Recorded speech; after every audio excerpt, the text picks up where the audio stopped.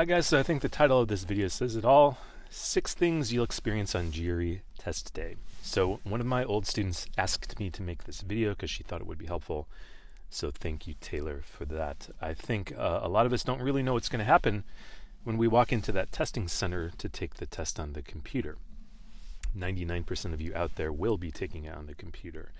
You can only take it on paper if there's no computer test offered in your area. So for most of us, that means the computer. So anyway, you walk into the testing center.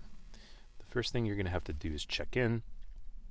It looks like the waiting room of any office, and you're going to have to show them your ID. Of course, go to ETS to figure out what kinds of IDs they accept.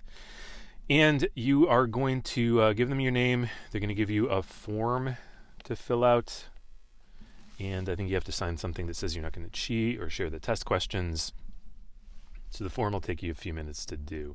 Then you're going to walk up there, give them the form back, and then you're going to sit down again. So don't get too stressed out when you walk in the door, because it's going to be a few minutes before you actually get into the test itself. You're going to have to fill in the form. You're going to have to wait.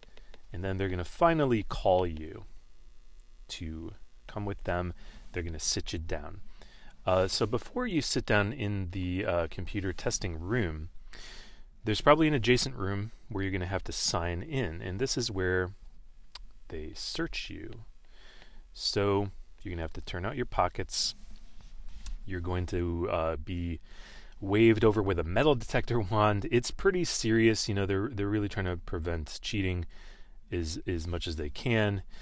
And to do that, it's pretty strict. So you have to go through that, and then you sign in a little booklet.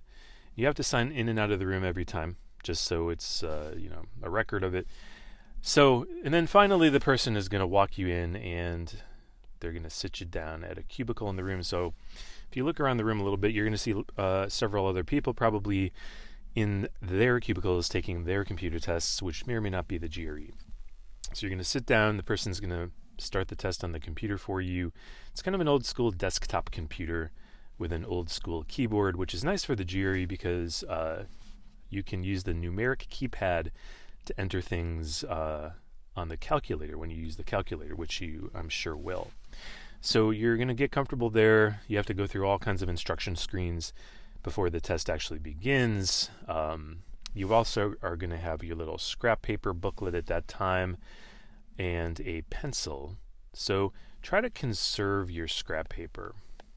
And a nice way to do that is if you have a booklet of scrap paper, on each page, let's say that's a page, divide it up based on your practice experience into maybe, either maybe 6 squares or 8 squares, whatever, in each one of these squares, you're going to do a math problem. So problem 1 is going to go here, 2 is going to go here. And this just really helps conserve your scrap paper, because you can get more scrap paper, but it sucks if you have to get more during a section, because you have to raise your hand and wait while they come over. And that's no fun. You don't want to be, you don't want your flow interrupted to get more scrap paper. I believe you can also get new scrap paper at the break and exchange it for a new booklet, but just a little easier if you don't have to. So speaking of the break, this is 10 minutes long, and when you do take your break, you're going to have to sign out, go to the bathroom. My advice is to, obviously pee, right? And then also to move around as much as you can. There probably is some kind of rule saying don't go outside, but if you can make the most of your bathroom time, you should go outside, even though I'm going to put this in quotes because it's a rule. But if the bathroom's outside, you have to go outside. So try to get some fresh air, move around, stretch.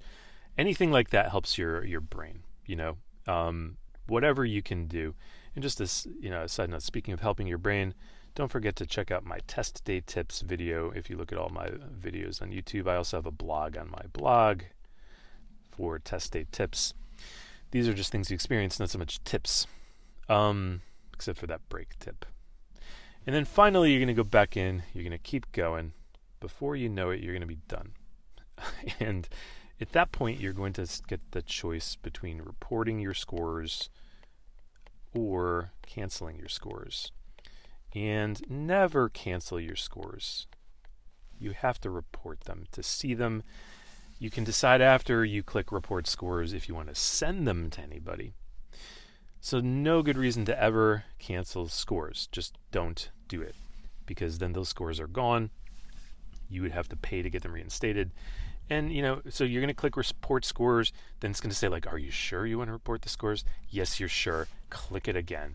And then you're going to see your scores. They're going to be unofficial. So you'll get a verbal score and a quant score. You're going to have to wait, maybe 10 days to get your essay score online, because a human has to grade the essay in addition to the computer. And then you're going to be able to go and enter school codes if you want. You don't have to.